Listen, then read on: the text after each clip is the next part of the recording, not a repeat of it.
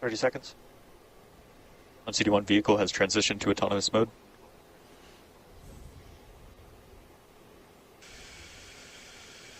Seconds. Stage 1 TVC motion looks nominal. 15.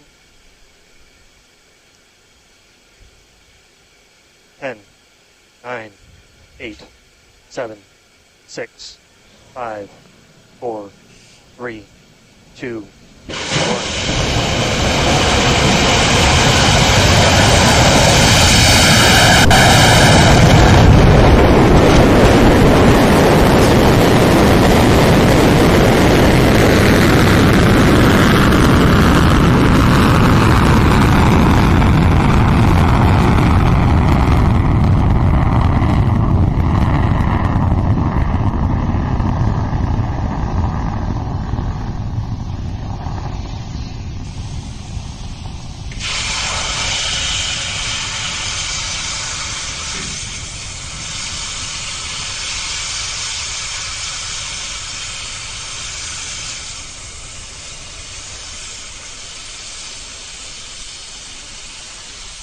I see the clouds.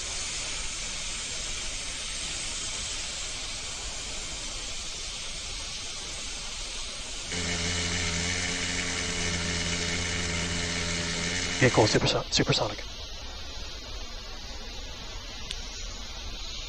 Vehicle supersonic now.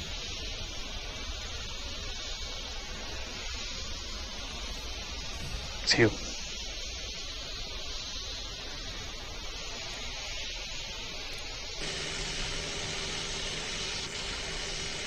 So we're past max speed now as well.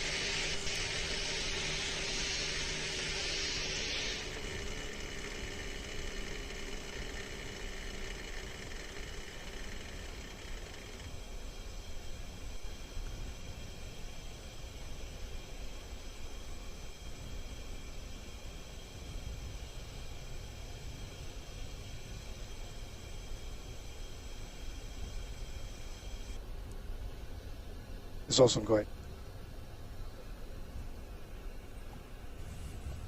See the plumes start to expand there.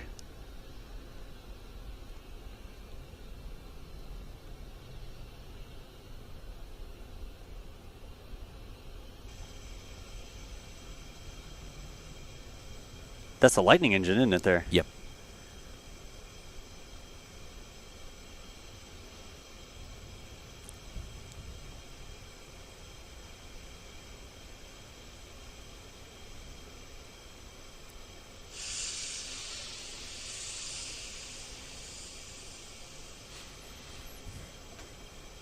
That's Miko. Eco.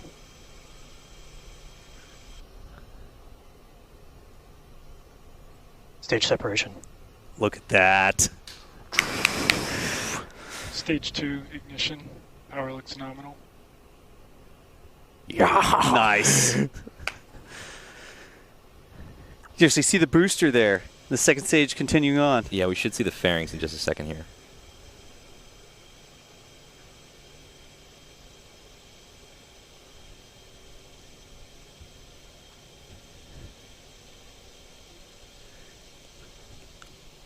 Bada boom. That was the payload for separation. Separation. Just let them say it. Look at that view.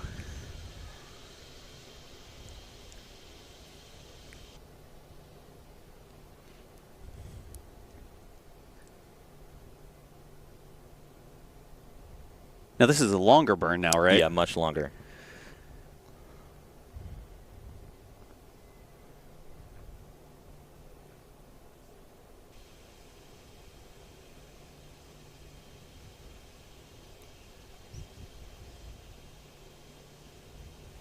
Like the Firefly logo there.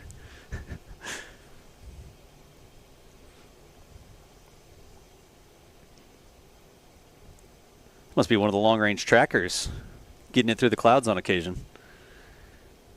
It's easier to see through the clouds from up here. Yeah, yes it is. And we're going to start seeing, you can see a little bit, that second stage engine nozzle extension is going to start glowing, which is normal. That okay. It's radiatively cooled because there's nothing around, right? It's vacuum. Because of black body radiation coming off, it started glow red. And so you have to deliberately make sure that nozzle extension has high emissivity, so it'll cool itself naturally. It'll radiate off a lot of that energy. Mm-hmm.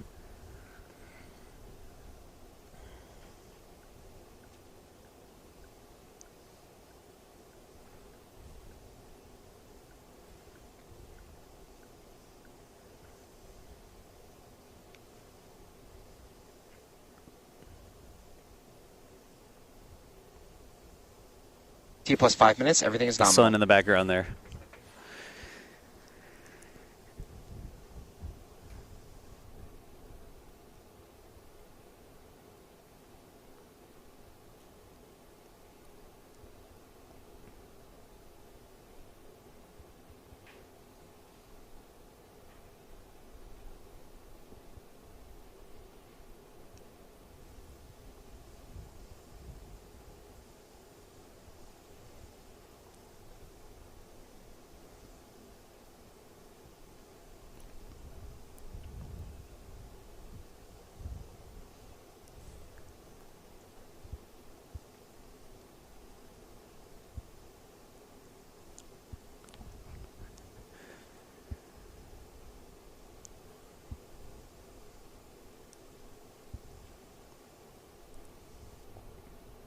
Pad B. T plus 6 minutes.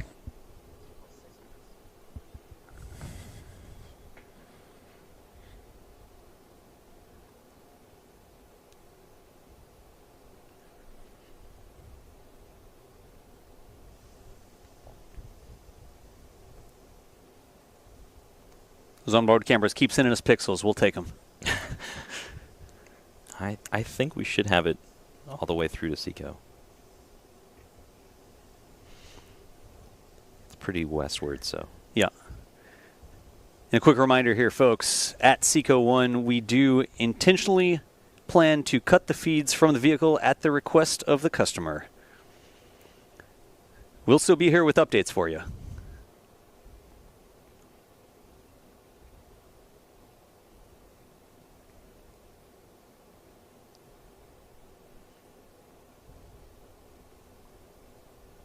T plus 7 minutes.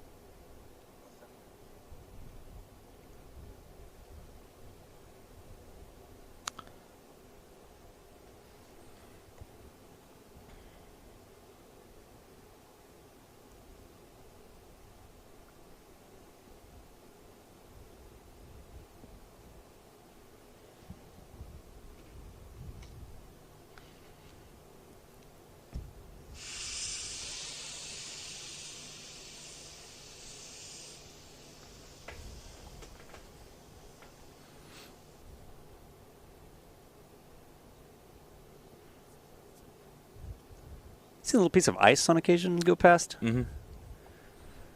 Not all of it melts off. There's always a little bit that hangs out. Stuck in little nooks and crannies. And if you watch the last video as well, same thing happened. Copy.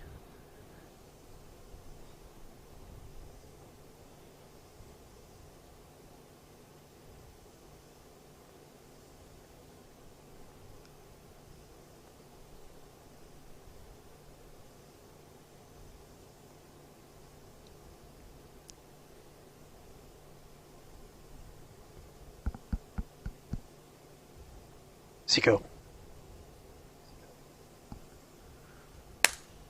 Nominal transfer orbit achieved. There you have it. We got a transfer orbit achieved. It sounded like the call out there was. That's pretty good. That's pretty good. Pretty happy about that. That's pretty good, he says. Folks, you saw it. Flight 4 flew the Lightning. I guess we say flew the Lightning. Flew the Lightning. We had liftoff from Vandenberg. Here's back at Texas. I think that second camera we have there, some clapping going on. Expected LOS. But let's talk about what's next. I'm going to be quiet every time I hear Mission Control. We're still coasting. We've made it to Seco 1. We're coasting. Mission's not done. We're in orbit now. So we're in an elliptical orbit right now. And then if you think about kind of, we enter that at the lowest point in the orbit. Right. So now we have to coast along to the highest point in that We're orbit. kind of coasting uphill right now, actually. Yes. And so once we get to that furthest point, then we'll light the engine again, and that'll circularize us. So then we'll be in Circularize a it. big circular orbit, and so that's the useful orbit. Gotcha. So what happened is we took a lot of chemical energy that was stored in the fuel of the rocket. We turned that into kinetic energy, and we pushed the rocket forward, and now that's sort of coasting uphill, and it's turning it back into potential energy. Yes. Height above the surface of the Earth. Physics lessons It is. in the live stream. The velocity is decreasing now as it increases its altitude. Yep. And the total energy, it's a little bit of atmospheric drag maybe way up there, but the total energy is about the same. It's just trading height for speed right now. Right. And so then at the top, that burn is super short. It's like I joke that it's a cough. Like it just, and it stops. So it comes up to power, drops almost instantly. It's like It's just a little triangle of thrust. Just real quick. And then we'll reorient the rocket, the stage with the RCS, so that we have these little nitrogen cold gas thrusters. Right. They're also active during the burns because you have to have roll control. So keep it on its because you only have one trajectory. engine, so there's nothing to keep you from spinning. Ah, right. And so those will reorient the stage, and then we'll deploy that payload, and then mission complete. Good deal. So, folks, a reminder, the mission is still ongoing. We are in this coast phase, about 45 minutes long. We won't be on the entire time here. But for the most recent updates, make sure you head over to Firefly's social media channels. Over on X, there it is, at Firefly_space. And that is going to be the best, fastest way to get updates on the ongoing mission for Flight 04 here. Do it right now. If you do, let's get a clickable link into chat. Maybe in chat, tell us you went over there and followed Firefly_space on X. Now, that's not all for Firefly. What's Firefly got coming up next here? Well, we got a lot more Alpha flights. Flight 5 is the NASA Venture Class Launch Services program. So VCLS? VCLS. Yep, so we're launching a payload for them. That's happening in early 2024. It's also going to be a responsive launch, so it'll follow the same paradigm where we encapsulate and send the whole thing out to the pad and minimize the time there. Yeah, verticate, and leave. He said it. It's a real word. Like you could use that in English class now. I don't think Scrabble. I don't You're think good. it's a real word. It counts in Scrabble. Point him to this webcast that's a real word. So we have we also have now our new orbital space tug Elytra that is going to be flying on an Alpha. So it's kind of purpose designed to fly in Alphas. You could fly it on something else, but it's purpose designed for Alpha. Oh, there you go.